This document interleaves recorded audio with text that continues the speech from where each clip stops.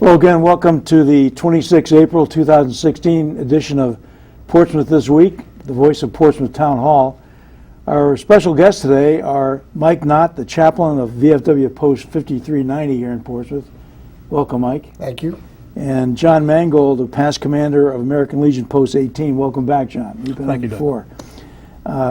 Before we start talking about some of the upcoming things that are going on here in town, I wonder if each of you could discuss a little bit about your own organization, how many members you have, and what the differences are between the American Legion and the VFW. Maybe we could start with the VFW first. Sure.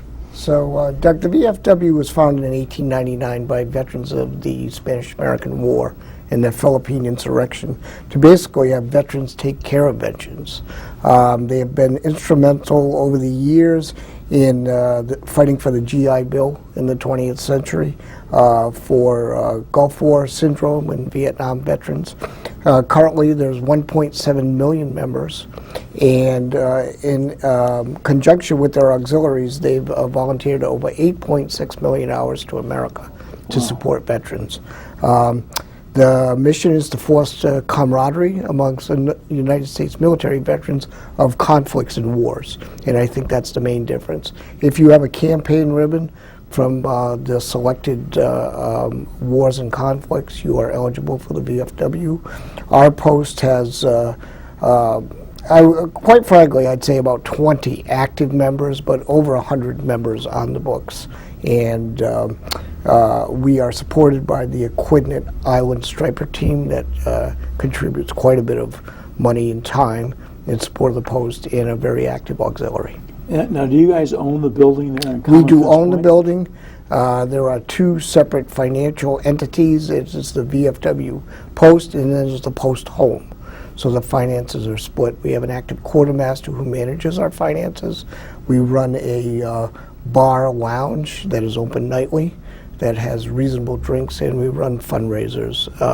And in conjunction with the American Legion, yearly we run a Memorial Day ceremony that the Post takes the lead on, and then the Veterans Day ceremony, which the American Legion takes lead on. Okay, thanks very much.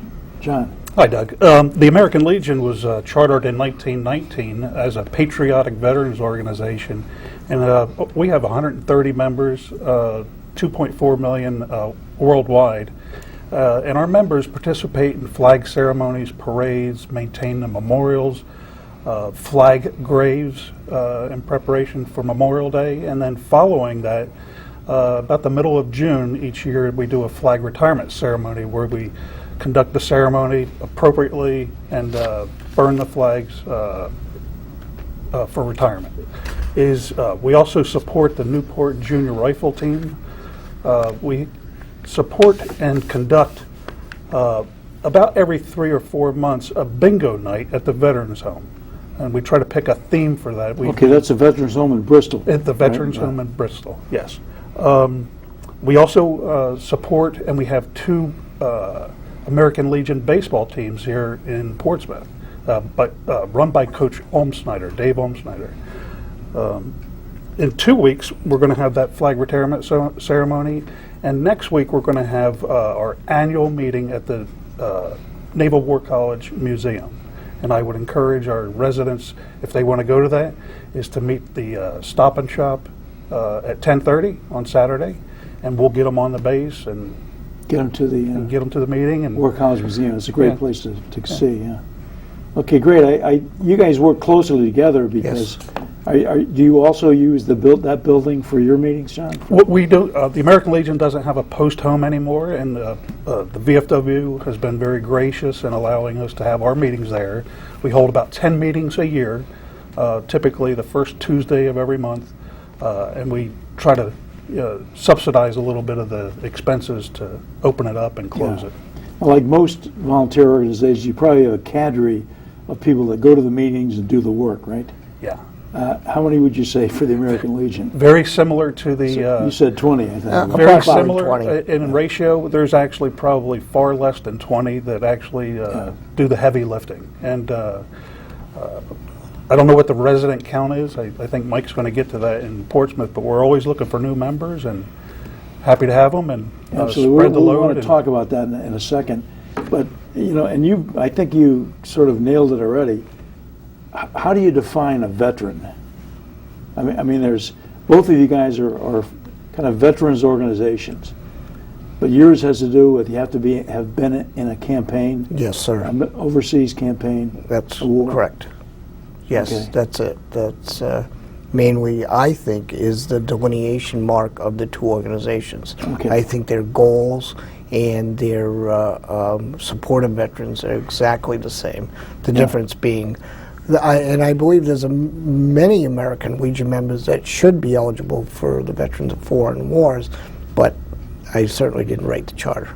Yeah. So, but as John said, we work in close cooperation and conjunction with any and all veterans. And in fact, on May 14th, starting at 8 o'clock at St. Mary's Cemetery, the American Legion and the VFW, with the American Legion taking the lead, will reflag all the graves in Portsmouth at 3 cemeteries: St. Mary's, Trinity Cemetery, and the Portsmouth Cemetery on Turnpike Avenue. So that's how you guys work closely together. That's just one of the examples, one of several. We also, I'd like to add to what Mike said, is we do more than just Portsmouth cemeteries. We also assist in Newport and Middletown cemeteries as well. Okay. No one veteran service organization can do all the activities that require to express patriotism, honor those who have gone before us. We can't do it alone. We have to do it in conjunction, particularly with our membership and the ones that have done the heavy lifting over the years, going to post-everlasting. We now need to combine our efforts more than ever. Well, you guys do great things. I have to tell you, my father was a World War II Korean War vet, and he spent the last 8 years of his life over in Tiverton. So I went to, and he was a daily visitor to the Tiverton VFW, so I joined there, and I'm a life member there at that post. And it was just a great place for people to get together, tell war stories, etc.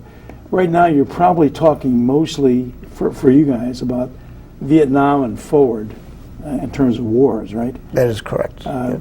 The World War II guys, unfortunately, have probably passed on, most of them.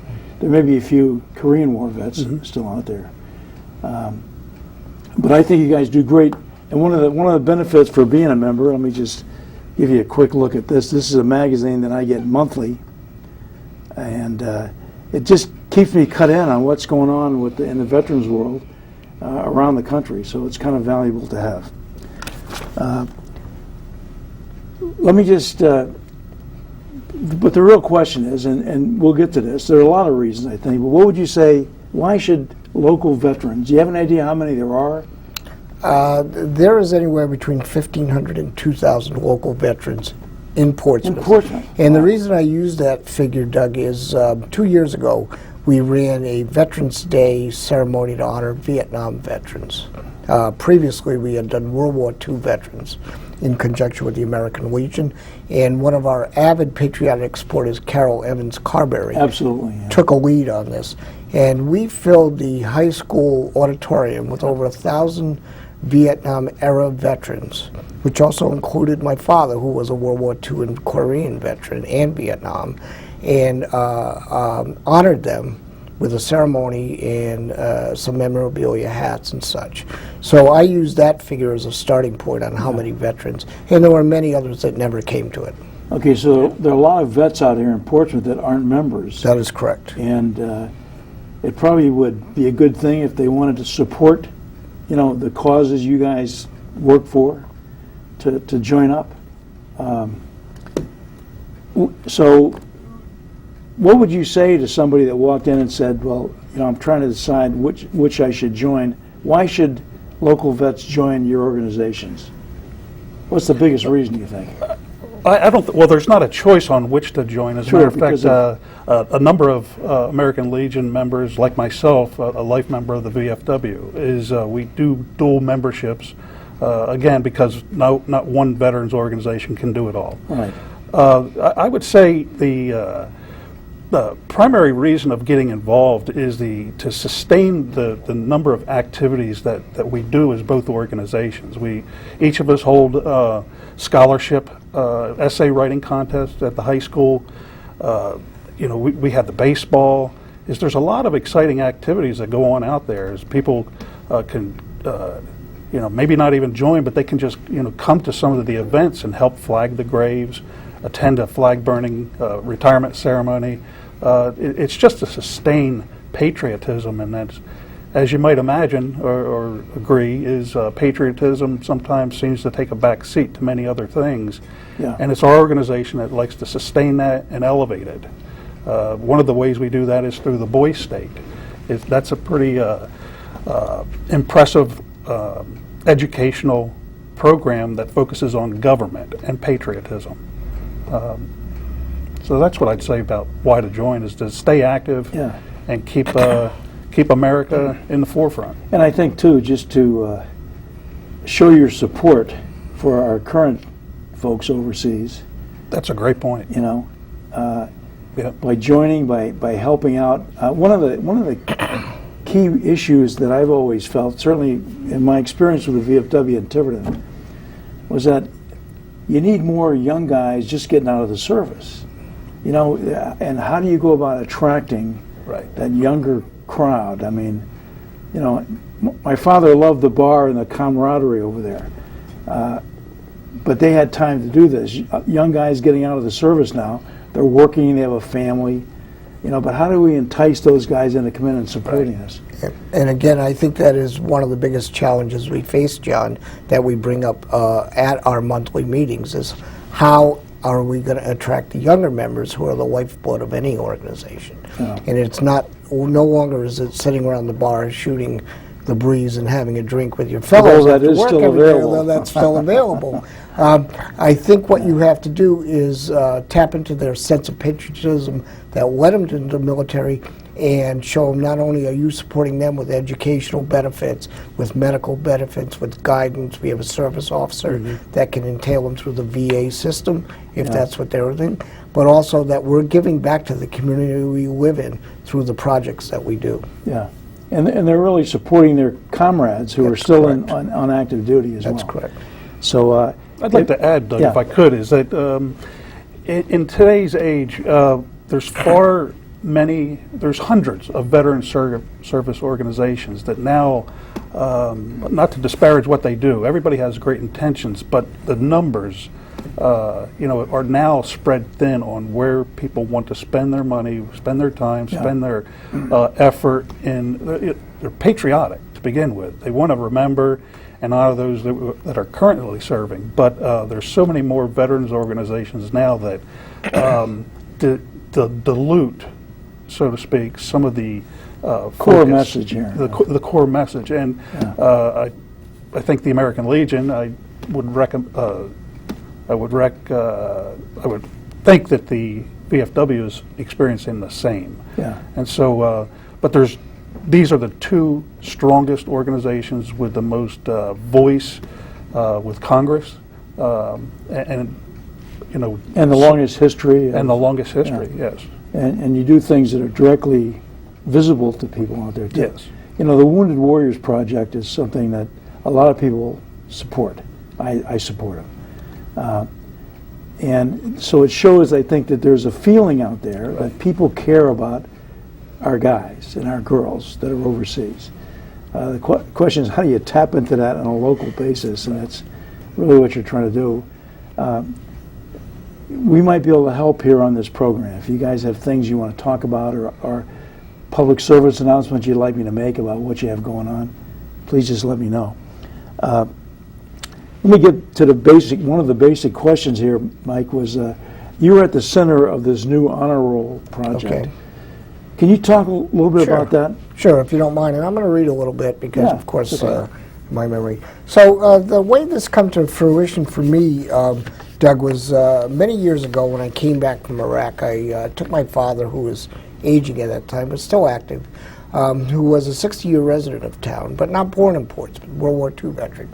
And as we went in to pay our tax bill, we always stopped for a moment and paused and looked at the honor roll going into the town hall. Yeah.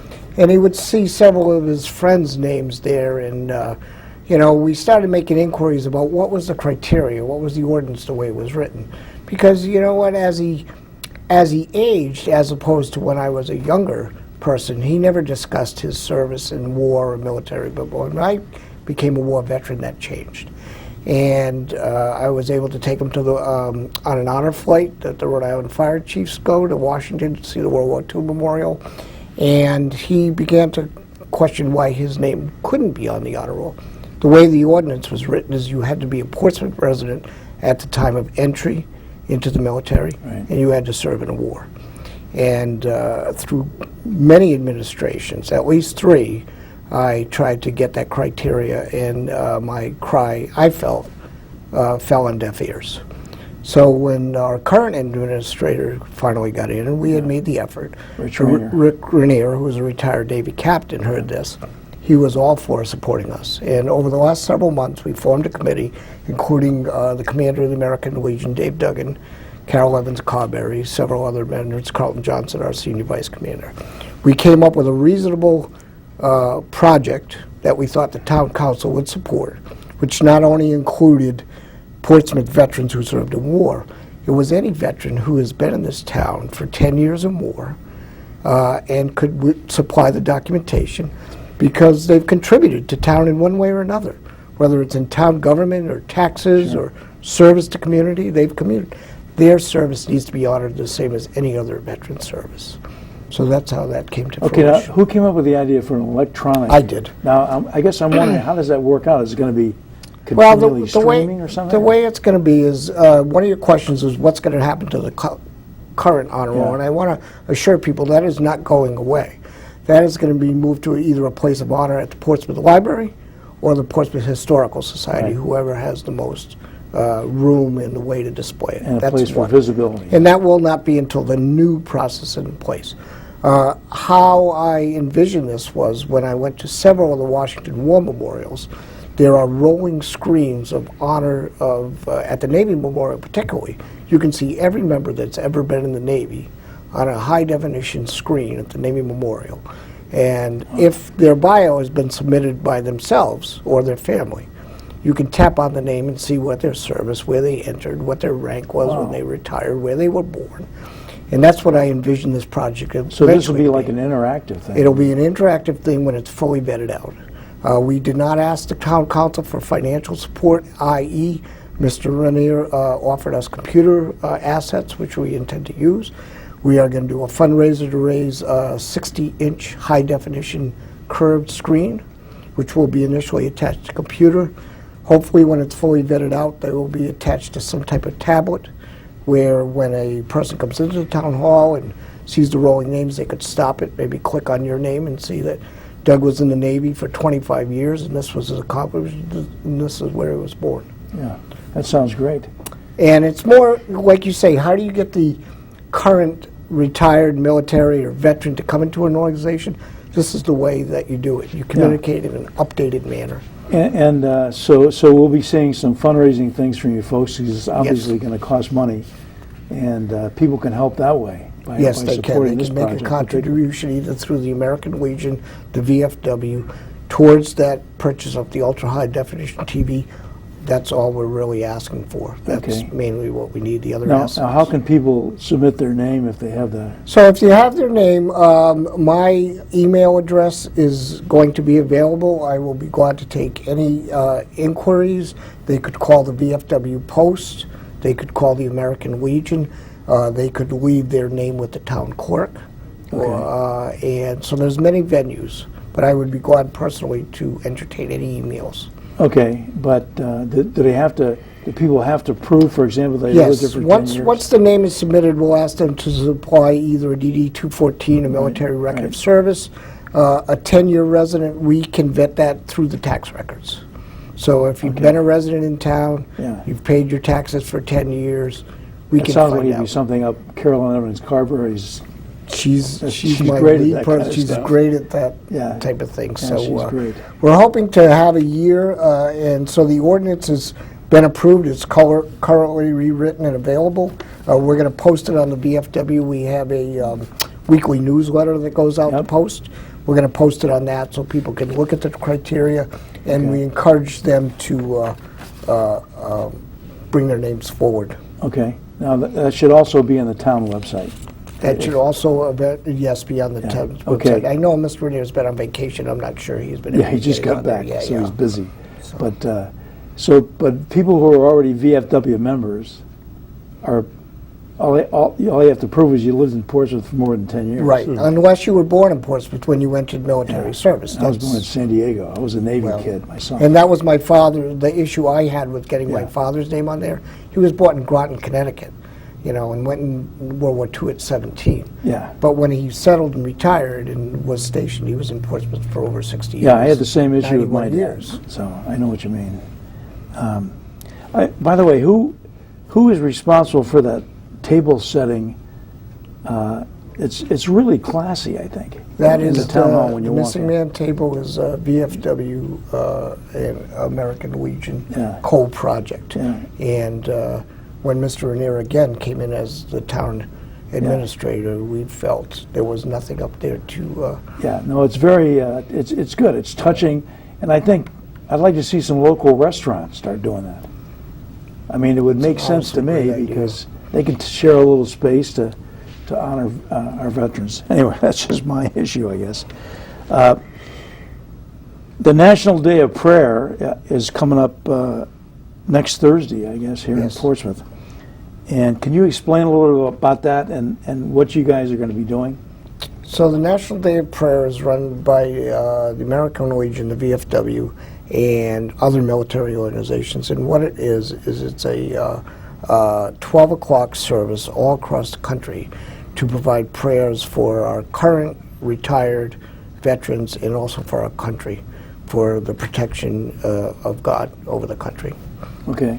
And this is going to take place. At the town hall at 12 o'clock on May 4th, Thursday. Okay, and this is something that's open to the public, and Yes. I think, if you want to support our vets, show yourself. That's one way to do it. Come Right. down to, Absolutely. so 12 Absolutely. o'clock next Thursday. Next Thursday. And also our Memorial Day ceremonies, and as John will tell you, our Veterans Day ceremonies, they're always open to the public. The more Yeah. support we Now, get. what is planned for, this is the 150th anniversary of the celebration of Memorial Day coming up. What do you folks usually do on Memorial Day? Or do you have something special You planned here? take the lead on that. So the VFW takes the lead on that. We always have a ceremony at the post home on Anthony Road, 5390. It starts at 9 or 10 a.m. It will be posted. And usually we have a guest speaker. We read the name of each VFW member of the post who's deceased. And we have a guest speaker who I don't have at this time, Doug. We know Yeah. we are going to have both our scholarship winners, Patriot Pen and Voice of Democracy, read their essays because they were Yeah. excellent, as they always are every year. We will have go outside and honor the Iraq War veteran that our post is named after, Christopher Potts, Tiverton resident, and then raise and lower the flag and say a few words in his memory. Okay, and that's on Memorial Day. That is on Memorial Day coming up. itself, Monday. Yep. You mentioned your scholarship programs. Right. And you've got a couple, and I think you've got scholarship programs as well. Can you talk about those for a second? Yep. We're actually going to select the scholarship winner at our annual meeting May 7th at the Naval War College Museum. There will be a panel that have read all the essays, and we'll select the top one for a $1,000 scholarship, and then typically we have a second and third place winner as well. Okay, and this is open to high school kids? That Open to age? high school, going into college. Yeah. Okay. And how about yours? And the VFW runs two scholarship programs, Doug. One is the Voice of Democracy, and that is named towards high school students. Again, we have a panel in the post that judges as many essays as run through the Portsmouth High School. They submit their essays, we review them, nominate a winner, and then they get a $100 scholarship from the post. That essay is brought to the state, where it's vetted by the state VFW organization. And Kelly Connolly, a junior at Portsmouth High School, was named the state winner this year and received another scholarship from the state. And then she was sent to the national VFW meeting in February, and in the running for a $30,000 scholarship. The VFW gives over $153,000 in scholarships, national awards. And Kelly did quite well. She came in and received another $1,500 scholarship. So she received close to $2,000 in scholarships. Okay. And the theme this year was My Vision for America. The Patriots pen is just a little bit different. It's aimed towards the younger child, but the national awards are similar. They total over $50,000. And our local winner did not go to national, but they did quite well. And their competition was What Freedom Means to Me. That was their essay question this year. Very interesting. Well, it sounds like you're really both doing good work. $1,000 can help a kid going to college these days. Well, you know, youth is the foundation of America. Yeah. And it's refreshing for me to see that we still have young people both in middle and high school that recognize the value of not only patriotism, but the military in America.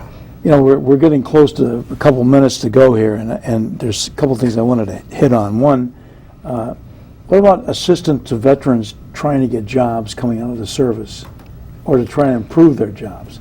The American Legion holds several job fairs a year, not here locally in Portsmouth, but regionally, hosted by the American Legion.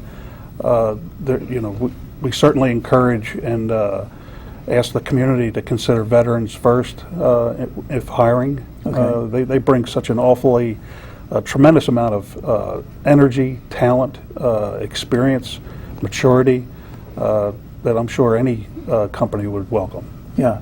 How do you advertise those?